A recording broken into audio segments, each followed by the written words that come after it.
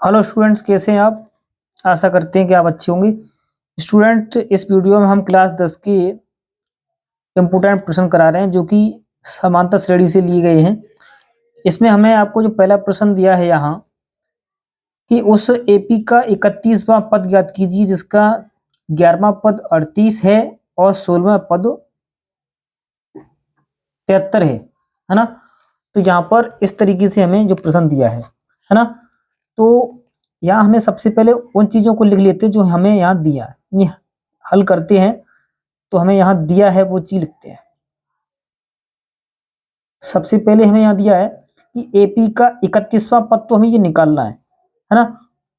11वां पद कितना है, 38 है, यानी 11वां पद बराबर कितना, 38 है, ये हमें दिया है। ठीक है। और 16वां पद कितना दिया है, यहाँ पर हमें 73 दिया है। तो हम मान के चलते हैं कि माना समांतर श्रेणी का प्रथम पद हमने ए मान लिया और सर्वांतर ये हमने डी मान लिया। ठीक है। तो इसमें हम क्या करें, किसी भी तरीके से जो चीज हमें यहाँ पर दी गई है इनकी हेल्प से हमें ए और डी के मान निकालने पड़ेंगे, है ना। तो सबसे पहले हमें 11वां पद दिया है, कितना, 38 दिया है। तो यहाँ हम एनवा, क्योंकि हमारे पास सूत्र होता है एनवा पद equal to a plus N minus 1 into D, right. तो एनवा मतलब यहाँ लिखेंगे हम 11वां पद, ये कितना है, ये होगा ए प्लस एन, एन की जगह कितना हो जाएगा हमारा 11 माइनस 1, डी की जगह डी ही रहेगा। ठीक है। और ये कितना है आपका, ये है 38, 11वां पद 38 है। तो ये ए प्लस, यहाँ देखिए 11 में से एक गया, कितना बचा आपका 10 इंटू डी, या इसको हम ऐसे भी लिख सकते हैं, या ए प्लस 10D इक्वल टू 38, और इसको हम नाम दे देते हैं इक्वेशन नंबर 1, राइट। अब हमें दिया है यहाँ पर आपकी इक्वेशन और दिया है कि 16वां पद कितना है, 73 है, यानी हमें यहाँ पर दिया है तथा 16वां पद वो कितना दिया है, 73 दिया है। ठीक है।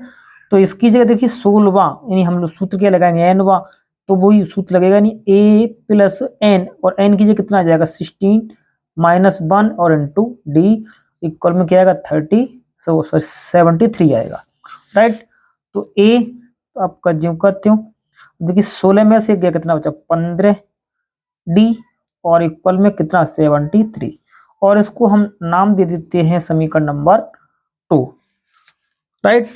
अब हम क्या करें, समीकरण नंबर 1 से समीकरण 2 को सब्ट्रैक्ट कर दें, घटा दें, यानी समीकरण 1 में से समीकरण 2 को घटाने पर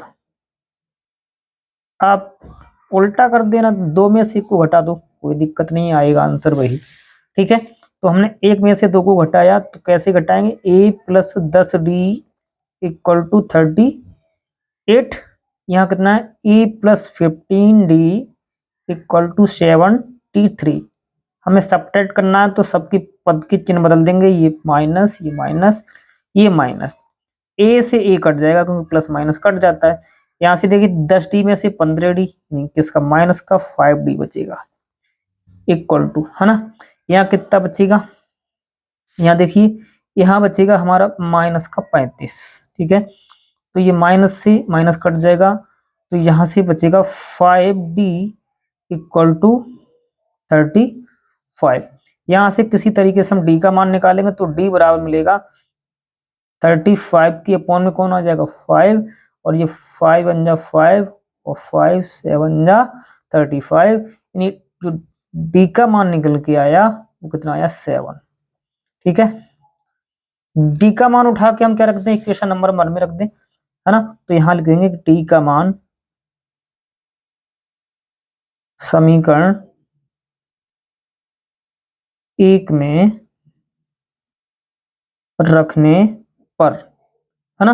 तो एक इक्वेशन हमारी ये है ना, 1 में रखेंगे यहाँ पर हम, ठीक है। तो हमें a का मान निकल जाएगा। अगर हम यहाँ d का मान रख देंगे तो यहाँ हम रखते हैं कि a प्लस और 10 गुणा 7 और इक्वल टू में 38, है ना। तो हमें तो ये हो गया आपका a प्लस 10 सत्ते 70 हो जाएगा और बराबर 38। हमें a का मान चाहिए, तो a बराबर हो जाएगा माइनस के 70 प्लस के 38 और ये हमारा आएगा निकल के माइनस के 32। यानी a का मान कितना निकल के आ गया, माइनस के 32 निकल के आ गया। अब वो हमसे प्रश्न में स्टूडेंट्स यहाँ पर हमसे ये कह रहा है, यहाँ पर कह रहा है कि उस एपी का 31वां पद ज्ञात कीजिए। अब देखिए 31वां पद हम बड़े आराम से निकाल पाएंगे क्योंकि हमें ए का मान भी पता चल गया और यहाँ पर हमें डी का मान भी पता चल गया, है ना। तो हम कैसे निकालेंगे, क्योंकि 31वां पद 31वां पद, है ना। तो सूत्र लगेगा a plus N minus 1 into d, है ना। तो 31वां पद निकालना, तो a का मान अभी निकाला, देखो हमने गरम गरम कितना है 32 प्लस n का मान, मतलब 31 नहीं, n की जगह 31 आएगा, नहीं 31 माइनस 1 इंटू में d, और d का मान कितना है, ये 7 निकाला है, यहाँ रख दिया। और ये कितना हुआ माइनस के 32 प्लस 31 में से एक गया तो ये 30 बचेगा, गुणा में 7 रहेगा, ठीक है। और इसे हल करेंगे, माइनस के 32 और 3 सत्ते 21 नहीं 210, ठीक है। और ये आपका 210 प्लस का और ये माइनस का, और इसे सब्ट्रैक्ट करोगे तो आएगा ये 178 बचेगा। कितना बचेगा, 178। इसका मतलब ये हुआ कि 31वां पद जो हमारा निकल के आया वो कितना आया, 178 आया। तो स्टूडेंट इस प्रकार से ये हमने आपका यहाँ पर ये प्रश्न किया। एग्जाम की दृष्टि से ये प्रश्न बहुत इंपॉर्टेंट है, तो इसे आप जो है अच्छे से हल करें और उम्मीद करते हैं कि ये एग्जाम में ऐसा प्रश्न आपको एक अवश्य देखने को मिलेगा, है ना। अब देखिए स्टूडेंट्स, हमारा नेक्स्ट प्रश्न है कि एक समांतर श्रेणी में 50 पद हैं, ठीक, जिसका तीसरा पद 12 है और अंतिम पद 106 है, इसका 29वां पद ज्ञात कीजिए।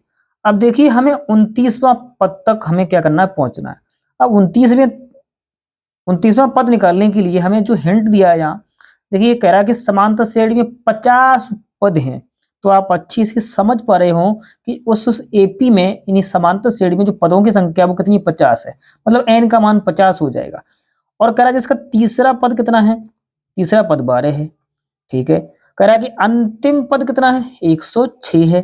तो स्टूडेंट्स यहाँ आप हिंट में ये पा रहे होंगे कि हमें ये नहीं मालूम है कि सर इसका इसका इस समांतर श्रेणी का प्रथम पद क्या होगा, इसका डी क्या होगा, यानी सार्वंतर क्या होगा।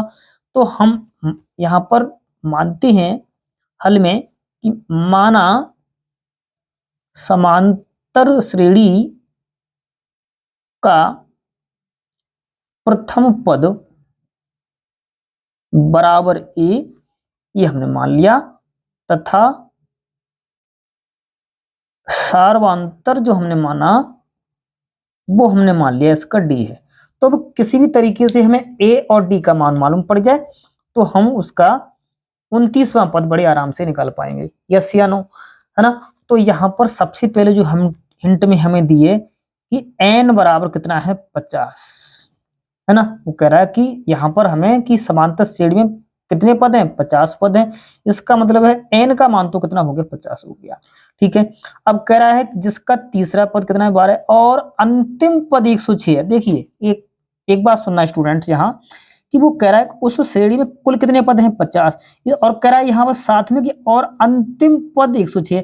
इसका मतलब उस श्रेणी में 50 पद हैं, तो अंतिम पद का मतलब है उसका 50वां पद 106 है।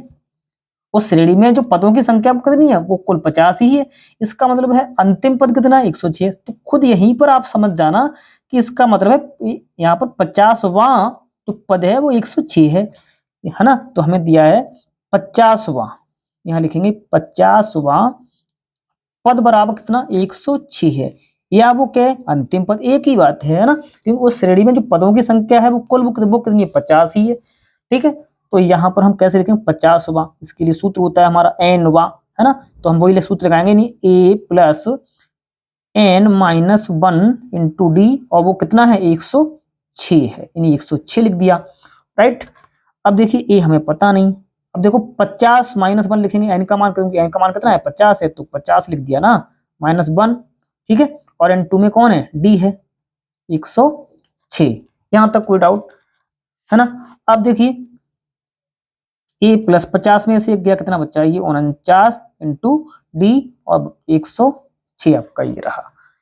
ठीक है, अब हमसे वो कह रहा है, इसको हम मान सकते हैं इक्वेशन नंबर 1 मान सकते हैं। ठीक है, अब अगली बात वो हमसे कह रहा है जिसका तीसरा पद कितना है, 12 है, तो यहां से हमें एक इक्वेशन और मिल जाएगी, क्या मिल जाएगी, तथा तीसरा पद, यानी जो a3 कह सकते हैं इसको, a3 बराबर कितना, 12, है ना, तो a3 यानी a प्लस n की जगह कौन आ जाएगा, 3 minus 1 into d equal to 12। Right, देखिए a प्लस 3 में से गया, कितना बचेगा, 2, यानी 2d इक्वल टू 12, है ना, तो इसको मान सकते हैं हम इक्वेशन नंबर 2। ठीक है, तो यहां पर हमारी दो इक्वेशन बन गई, तो हम इनको क्या करते हैं, देखो जैसे कि हम इन दोनों इक्वेशनों को विलोपन विधि लगा सकते हैं, है ना, तो हम समीकरण 1 में से समीकरण 2 को क्या करते हैं, माइनस करते हैं, सब्ट्रैक्ट करते हैं, यानी समीकरण 1 में से समीकरण 2 को घटाने पर, ऐसे कर सकते हैं आप, घटाने पर। राइट, अच्छा, तो हमने जैसे इक्वेशन 1 में से कितनों को घटा रहे हैं, 2 को, नहीं a plus 49d equal to में लिखा है 106, कौन सी घटा रहे हैं, 2, यानी 1 प्लस 2d इक्वल टू कितना हो जाएगा, 12। हमें क्या करना है, माइनस करना है।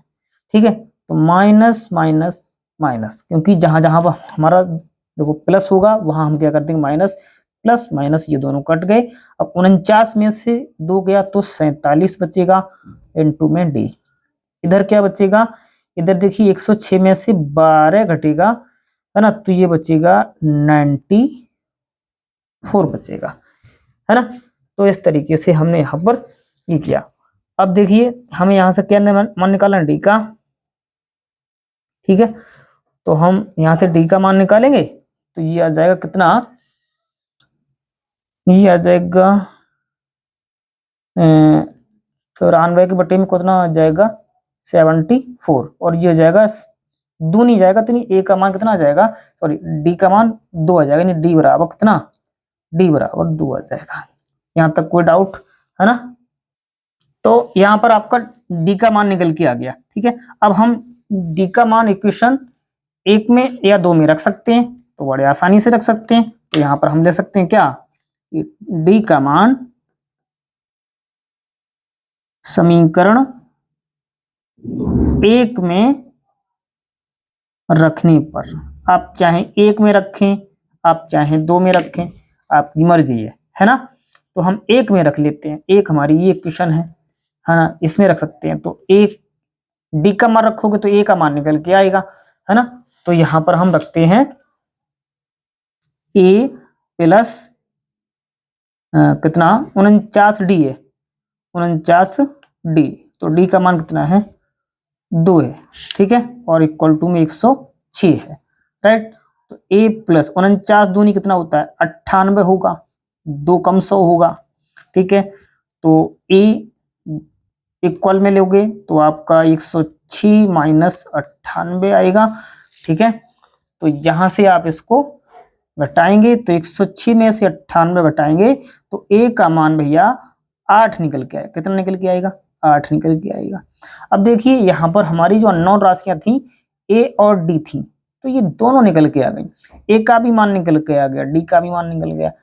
अब वो हमसे पूछ रहा है क्वेश्चन में, यहाँ स्टूडेंट से वो कह रहा है आपसे कि इसका 29वां पद ज्ञात कीजिए। तो अब तो हम जबरदस्ती निकाल सकते हैं, है ना, क्यों निकाल सकते हैं, क्योंकि ए का मान पता चल गया, डी का मान भी पता चल गया, तो है ना। तो अब हमें निकालना है कौन सा, 29वां पद। तो 29वां पद कैसे सूत्र लगाएंगे, वही लगाएंगे, A plus N minus 1 into D, right. तो ए का मान गरम गरम निकाला है, 8, ठीक है। एन कौन लगाओगे, एन तो 29 लगाओगे ना, 29वां पूछ रहा है, तो 29 माइनस 1।